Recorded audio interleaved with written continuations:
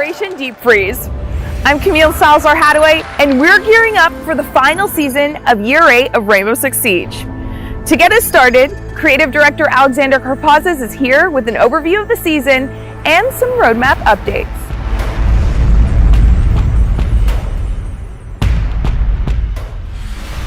Hello everyone, and welcome to Operation Deep Freeze. The entire Siege team is really proud of the work that we're about to show you today. Before that, we have some updates on the roadmap that we want to communicate to you. One of the big changes is the shield rework that we talked about earlier in the year. We want to give it a bit more time before we can finally put on the polish that it deserves, which means that we'll be pushing it into Year 9 Season 1. However, we want to show you these changes this season, so expect a test server to go live where you can check out all of the work in progress changes we're bringing to Shields, and you'll also have the ability to give us feedback on these changes before they go into the next season. On top of all of this, we have a new operator, Tubarao, who's coming to the game, joining Wolfguard and hailing from Portugal. He has a new ability that's quite frosty and brings a new element to other gadgets in the game. We have a new map as well, the Lair, which is Deimos's HQ for all of his nefarious deeds. There's much more. This is just the tip of the iceberg when we talk about Operation Deep Freeze. You may have seen the teaser trailer for the new season's map, but now it's time for the full tour. We're jetting off to Deimos's secret headquarters, where Assistant Director of Level Design, Nade will be your guide.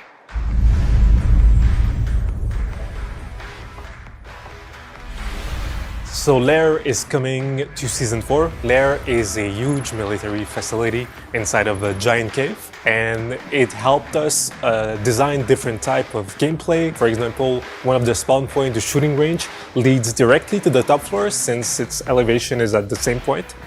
So this is one of the cool features of the map. Since it's a cave, you can imagine there's lots of different tunnels, there's lots of access, and these spawns are also very safe.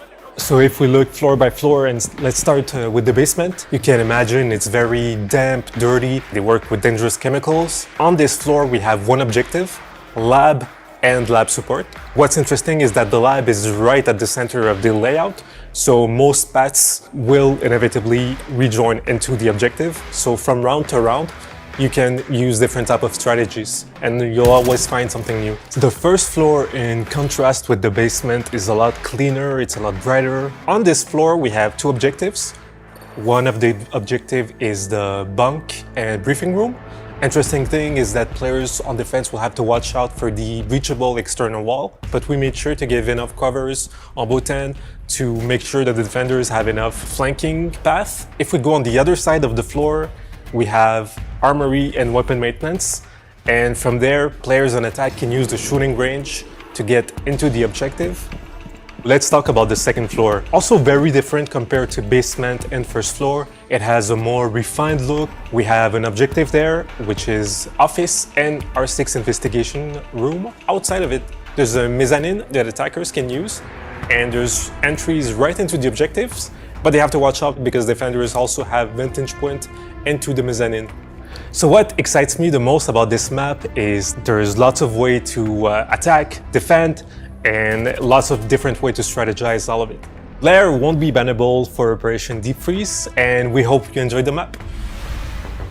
Operation Deep Freeze will mark the full launch of the Reputation system, complete with new UI and a grace period during which the team will continue to monitor the system. For more details on this new phase, let's hear from UX designer Roland Poe.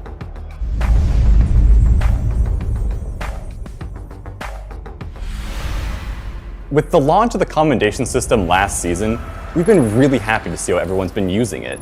Giving and receiving commends, getting the alpha pack drops and maintaining their streaks, and just generally celebrating the positivities that Siege has to offer. We've also been monitoring the system and listening to your feedback, which is why the commendation system and reputation system were hooked together, now acting as one to provide guidance, to promote positivity, and to create a safe play space for all. In Year 8, Season 4, we're going to be activating the reputation system in a grace period. And what that means is you're going to see new UI in the Reputation Center, you're going to see increased notices in-game, and the first look at the impacts that will start to affect your account based on your reputation standing. And these impacts can be things such as changes to the rewards you get at the end of each match, it can be access to playlists, and it can be progress towards special drops and exclusive cosmetic bonuses. With the updated Reputation Center UI, you're going to see a lot of information all about how to get the best standings. You'll see information about how the system works, about each of the individual standings, and personalized information dedicated to you.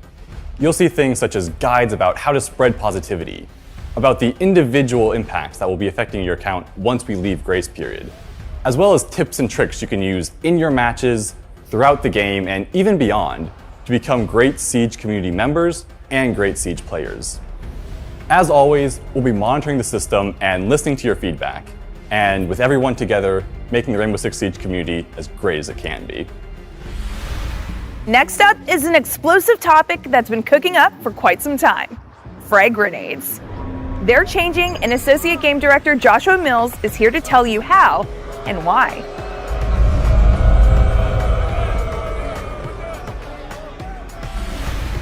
So the current state of frag grenades in Siege is that they're incredibly powerful.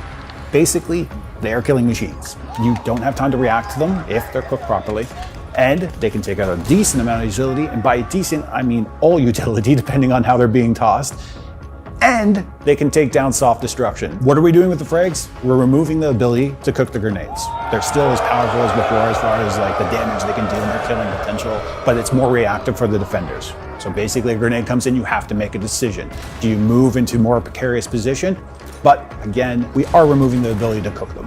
When you deploy them, they'll have a 4-second fuse timer on them. And then after bouncing off a surface, that fuse timer actually drops a little bit. This is very similar to how the flash grenades work currently.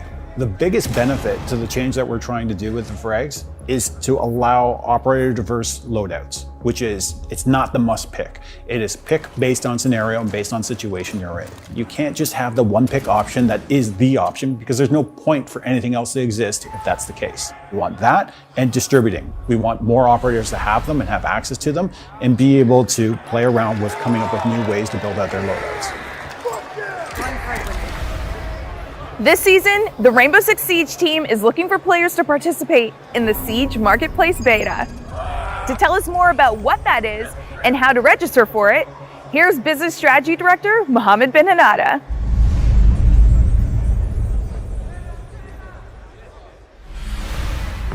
We are happy to announce that we'll be launching a marketplace on Siege. So for over 8 years, we have released hundreds and thousands of skins on Rainbow Six Siege. This is a place where you'll be able to buy and sell skins between each other. We want to give you the possibility to actually sell the skins that you don't want anymore and to buy skins that you no longer can get from the store.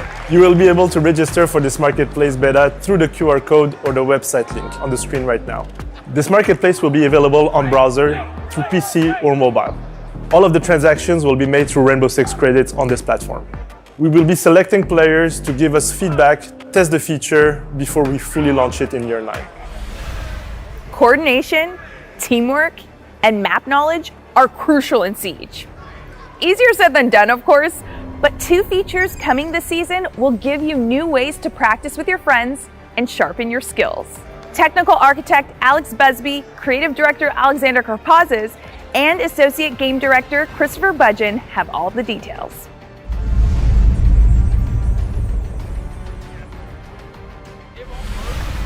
With Year 8 Season 4, we're introducing the Versus AI playlist. The first iteration of this playlist will allow our players to compete against Defender AI operators in Clubhouse in our bomb game mode. And these AI are a bit different from what our players are used to. They are engineered and designed to emulate how our players play the game. Some experienced players might even notice the AI using their favorite power positions or gadget strategies. At launch, the Versus AI playlist will have 2 difficulty levels. The first aimed at onboarding new players, so a bit more of a forgiving environment to help people learn and enjoy the mechanics of Siege, while the second is there to provide a more challenging environment for our elite players to warm up with. You will join a game, you will matchmake, you will have friends in your squad. The AI will be setting up the bomb site, they'll be putting gadgets in the same place as players do, and they will be defending it as fiercely as players do. In the coming seasons, we plan to release new operators available for the AI to choose from, new maps, and players will be able to play as the defending team against attacker AI. MapRun is a new learning tool we're bringing for players, which allows them to specifically learn maps. It will be focused on guiding players on how to navigate and how to learn callouts and how to communicate with your squad. With MapRun, we have two learning modes, the target drill and the landmark drill. Within the landmark drill, players will be given an image as well as some different information about that specific location. Once they find that landmark, they'll be able to interact with it and they'll be given a new one. In target drill, there'll be pre-placed dummies and commonly found enemy positions on the map. That way, you can get in with your squad and start to think about where do we clear the map? Where are enemies commonly found? Where do they like to hide? In the target drill, you can turn aggression on or off. So now the dummies will shoot back and you'll have to get into a good position while you clear the room. MapRun will launch with 7 maps. This will include our new Lair map as well as the revamped consulate map. Try learning Lair through MapRun. This is the beginning of MapRun, and we really want to hear from you. What training tools do you want from an experienced player? What training tools do you want to bring your new friends into the game? All of this information will be great for us as we continue to build and evolve MapRun for the years to come. So you just saw a lot of exciting stuff when it comes to the AI playlist and all of the onboarding features that we're introducing this year. This does come to a difficult conversation when it comes to situations and training grounds in the game. We'll be removing situations and training grounds, or as some others call it, T-Hunt, from the game. This is a very difficult decision for some very good reasons. We're introducing a lot of tools today that teach the player the game and allow them to warm up, and it brings them closer to that true experience of our ranked game mode. Every single time that we change an operator, update a map, or change the balancing that affected T-Hunt, it meant that we diverted resources away from us making better and improved features in the game itself. But we are committed to the features of AI Playlist, the map run feature, which you just saw, and finally, we'll be bringing even more updates to the shooting range so that new players and experienced veterans will have what they need to experience Siege to the fullest. Quick question. Do you play Siege with a controller? Then I've got 3 words for you. Full controller remapping. And that's not all. Associate producer Jane Gonkar from our Kyiv studio is here to share the good news.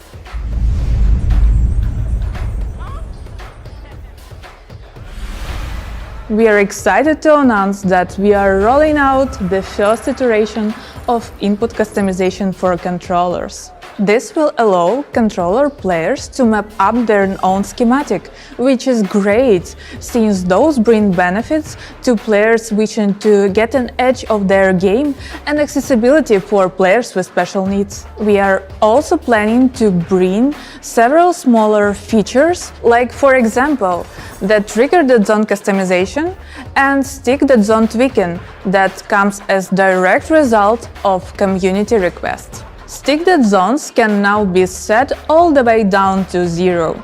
Just bear in mind that some devices might have drift issues depending on their make and condition. Another feature that players have been actively mentioning is improving the hip leaning input on controllers. Something we are glad to announce we have a solution coming later this season.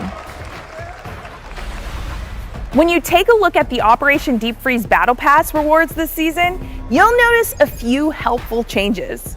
Business Strategy Director Mohammed Ben-Hanada is back to give us the scoop.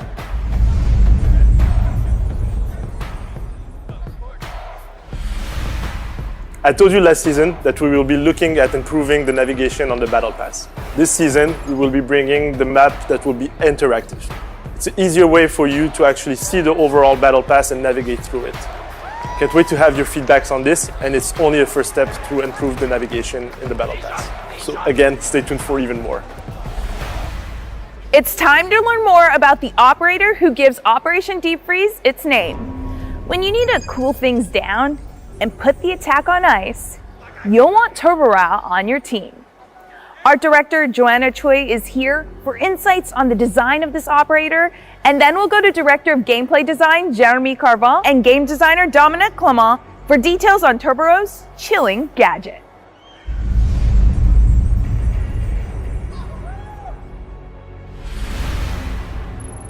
The idea came from visual inspirations like Portuguese serving champions. So we suit him with military-grade diving gear, as well as a diving survival knife. And of course, we topped that off with the traditional DAE signature beret. We also gave him wide shoulders from swimming, and we gave him a big wide smile to draw people in. But at the same time, he's very empathetic and he has kind eyes. So for Tubarao, we created this modern cryogenic canister, which contain liquid nitrogen and liquid oxygen that are separated for security reasons. And when the canister is ready to get thrown, the two liquids are blended, creating this mixture that has strong cooling capacities. The canister has a glass that will break on impact, releasing this compound that will spread around and that will affect all the surfaces and all the objects that it gets in contact with. Diving deeper into Tubarao's ability, Tubarao bring the Zoto canister. These things are throwable that will detonate on impact. And when they detonate, they will release a super cool compound that will freeze pretty much everything in its path. As an attacker, when you step into this effect, you're gonna notice it. You're gonna be slowed down. You'll also be leaving frozen footsteps. So these footsteps are visible on the surface you're walking on, but be careful because they're also visible on the surface below. The effect is not everlasting, it's only a few seconds. If you have any of your gadgets that are in the area of effect of the Zoto canister, they will be disabled or they will be paused. We realized that, well, with really cool temperature, your electronics go down. If you have enough ice, you can also affect mechanical gadgets, like mechanical joints and stuff like that. So that was kind of like the eureka moment where we was like, it can also be affecting mechanical gadgets. So when you're facing a termite and you see the charge start to fuse, you have this moment of reaction where you can deploy your Zoto canister on the wall. You're going to be stopping the termite and its track. And now you're giving your team breathing room and some time to kind of think, okay, what's going to happen? What are we going to do with this? Because it's not going to destroy the termite charge. It's just going to freeze it and stop it for a second. The wall is still going to blow up at the end of the effect. Tubarao's role is one of a flex operator. This operator can both play as a roamer and as an anchor. As an anchor, Tubarao's role is really to kind of slow down a push so that the defender can really react to whatever the attacker are throwing at them. But as a roamer, you can do similar things, but do it at a further distance and be kind of safe from fuse or something like that, and be able to switch between your roaming role where you disrupt the attack a bit further from the objective and be quickly running back to site and slow down whatever is happening on the objective. With the introduction of RAM, vertical play has been playing quite a big role. So with this gadget, you can use it to deploy it on the ceiling and disrupt these attackers that are above you. You can also use it to slow down the attackers, freeze them, disrupt them, or also freeze other breaching charge that they may be placing on the ceiling. Prosy device. Of synergy, I would say, is the gadget denial. So you have Bandit, Kaid, and Mute. Tubarao will be joining their rank and denying the wall for the attackers. You can pair this operator with, let's say, Bandit, and give Bandit more time to replace his battery and Bandit trick while the attackers are trying to breach. The second group, I would say, is the intel group. You have Pulse and Solace. They provide a lot of information and a lot of intel for Tubarao so he can deploy his gadget and hopefully catch the attackers that are playing upstairs or in the room next to you. The final group is, I would call, the trap operator. So you can think of Ella, Fenrir, or the other trap operators. These gadgets can be paired with the Zoto canister to really create some really disruptive and effective traps for the attackers. Looking at the counters, the first one is Maverick. Because yes, despite having a fiery gadget, he's the only hard breacher who will still be able to go through a reinforcement wall that is affected by this gadget. You can also bring an operator like Zofia, because Zofia's explosive charge will not be affected by the Zoto canister. So you can use it to destroy the canister and get rid of the effect. You can also bring frag grenades, which will also not be affected by the Zoto canister. Finally, we also have operators like Twitch and Zero. Their gadget, equipped with their laser, will be able to zap the canister and get rid of the effect. If you just want to wait and be patient, you can just wait for the effect to run out. But if you're not patient and you want to get rid of it as quickly as possible, you can shoot it, you can melee it, you can use your sledge and sledge it. It will immediately remove the effect and the ice will melt. Taking a look at the primary weapons of Tubarão, we have two options. First one is the MPX, which is a classic weapon, the one that you can see on Valkyrie. It's a wonderful weapon for a flex operator. Your second option is the AR-15. Yes, the DMR on defense. This DMR creates a lot of distractions, and also the weapon is pretty loud, pretty powerful, so they'll be scared. Caught you. In terms of secondary weapon, you have one option, the P226 MK25. It's a reliable secondary weapon. So we wanted Tubarão to be able to really fulfill his role as a flex operator. So we gave him a balance of 2-2, 2 health, 2 speed. In terms of secondary gadgets, you have two options. The first option is the Nitro Cell, which is really useful when you play this operator in a vertical way. You can try to catch the attacker upstairs if you're able to catch them with your gadget, but be careful, don't throw your Nitro Cell and your own gadgets because they will be disabled. So try to play smart and try to anticipate where the players are going to go if you do catch them. Your second option is the Proximity Alarm.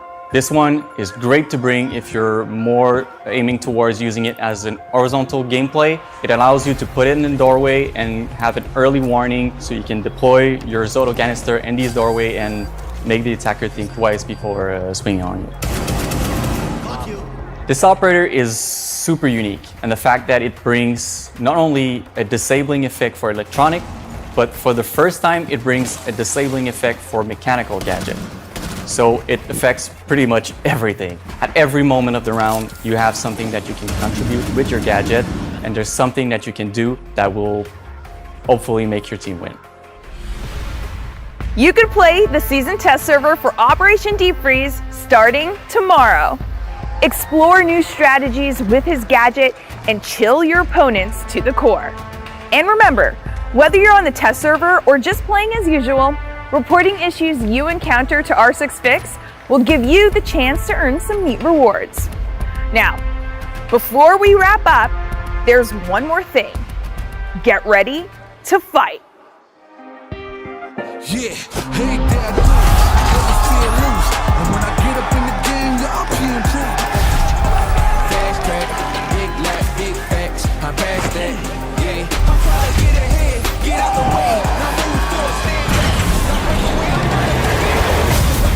Took a step into the play, from a city, from a town. I do whatever it takes.